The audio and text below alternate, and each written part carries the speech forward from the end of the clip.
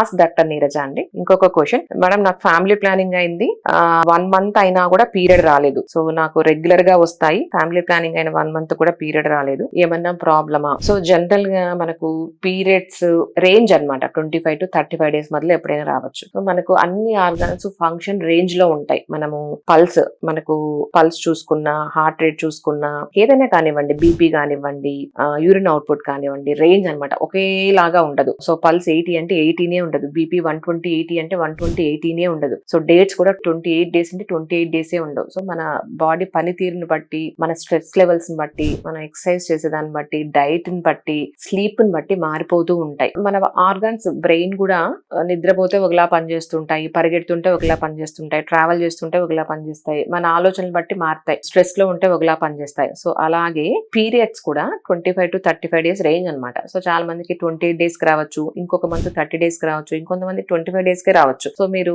ఆ month ఎలాగున్నారు, so దాన్ని బట్టి. ఇంకొకటి ఆ మంత్ ఓవులేషన్ ఎప్పుడైంది, సో దాన్ని బట్టి మనకి పీరియడ్స్ వస్తాయి. సో కొంతమందికి స్ట్రెస్ లో ఉన్నారు, సో వాళ్ళకి పీరియడ్స్ ఒక్కొక్కసారి ముందు వచ్చేస్తాయి, లేదంటే డిలే అవుతాయి. లేదు ఏమైనా సర్జరీ అయింది, సర్జికల్ స్ట్రెస్ ఉంటుంది, సర్జరీ అప్పుడు యాంటీబయాటిక్స్ వాడుంటారు, అనస్థీషియా డ్రగ్స్ వాడుంటారు, ఈ ఎఫెక్ట్ ఖచ్చితంగా బాడీ మీద ఉంటుంది. సో దాని వల్ల కూడా ఒక్కొక్కసారి పీరియడ్స్ ఇర్రెగ్యులర్ అవ్వచ్చు. సో పీరియడ్స్ ఎప్పుడు ఇర్రెగ్యులర్ ఒక 3-4 months ఎలా ఉన్నాయి చూసుకోవాలి. ఒక్క మంత్ ఇర్రెగ్యులర్ అవుతానని టెన్షన్ పడక్కర్లేదు. చాలా మంది మేడం నాకు లాస్ట్ మంత్ ఇర్రెగ్యులర్ అయింది, ఇప్పుడు రెగ్యులరే అని వస్తూ ఉంటారండి. సో 1 month ఇర్రెగ్యులర్ అయినా కూడా టెన్షన్ పడక్కర్లేదు. జస్ట్ మీరు నోట్ చేసుకోండి పీరియడ్ రేంజ్ ఎలా అవుతుంది. ఒక 3-4 months చూడండి, ఎవాల్యుయేట్ చేసుకోండి. సో దాన్ని బట్టి మీరు, ఎందుకంటే మీరు 1 month ఇర్రెగ్యులర్ అయినా 6 months ఇర్రెగ్యులర్ అయినా కూడా మనం ఎలా అప్రోచ్ అవ్వాలి ఒకేలా ఉంటుంది అనమాట. లేదు మళ్ళీ మీరు అన్నెసెసరీ టెస్ట్లు రాసారు అనుకుంటుంటారు కాబట్టి, సో వెయిట్ చేయండి. ఒకవేళ 3-4 months 6 months పీరియడ్స్ ఇర్రెగ్యులర్ గా ఉంటే తర్వాత ఎవాల్యుయేట్ చేసుకోవాలి. ఒకవేళ పీరియడ్స్ ఇర్రెగ్యులర్ గా ఉంటే ఏమేమి ఎవాల్యుయేట్ చేస్తాం? ఫస్ట్ హిమోగ్లోబిన్ అండి, అంటే మీ జనరల్ కండిషన్ ఎలా ఉంది, సో దాన్ని బట్టి మీకు పీరియడ్స్ వస్తాయి. ఇంకొకటి థైరాయిడ్ ఎలా ఉంది, T3 T4 TSH ఎలా ఉన్నాయి, అదొకటి చూసుకోవాలి.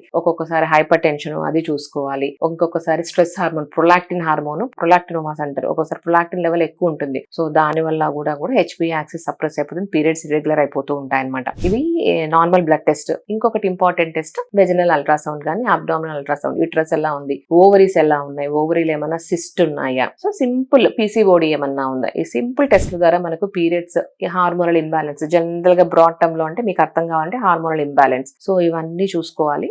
దీంట్లో ఏదన్నా ఉంటే కరెక్షన్స్ చేసుకోవాలి. ఒక బ్లడ్ తక్కువ ఉందంటే బ్లడ్ ఇంప్రూవ్మెంట్ చేయాలి, B12 తక్కువ ఉందంటే B12 ఇవ్వాలి, వైటమిన్ డి తక్కువ ఉందంటే వైటమిన్ డి సప్లిమెంట్స్. ఒకవేళ థైరాయిడ్ అబ్నార్మల్ అంటే థైరాయిడ్ కరెక్షన్స్ చేసుకోవాలి. ప్రొలాక్టిన్ ఎక్కువ ఉందంటే మనకు చాలా మంచి టాబ్లెట్స్ ఉన్నాయి ప్రొలాక్టిన్ కరెక్షన్స్ కి, అలాంటి టాబ్లెట్స్. సో కొత్త సిమ్టమ్, కొత్తది ఏదైనా మనకు బయటపడితే దాన్ని బట్టి ట్రీట్మెంట్ ఇచ్చుకోవాలి. ఒక్కొక్కసారి పీసీఓడి ఉంటే వాటికి తగ్గట్టు మనం మందులు, డైట్, ఎక్సర్సైజ్ అవన్నీ చెప్తామన్నమాట.